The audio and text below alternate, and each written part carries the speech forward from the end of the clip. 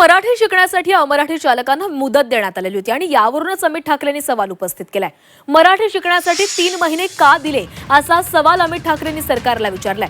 आता जर आणखी 1 महिना दिला तर हे मराठी शिकतील का असाही सवाल त्यांनी उपस्थित केलाय।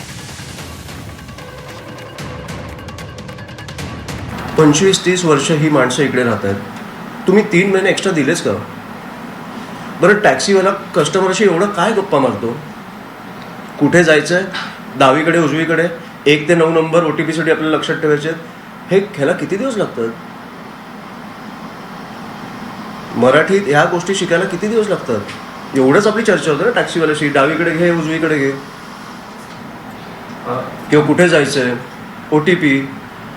आत्ताच तुम्ही तो काल व्हिडिओ जो तुम्ही टाकला तो मी बघितला, व्हायरल झालेला, तो माजोर्डा टॅक्सीवाला तुम्हाला वाटतं अजून 1 महिन्यात मराठी शिकणार आहे?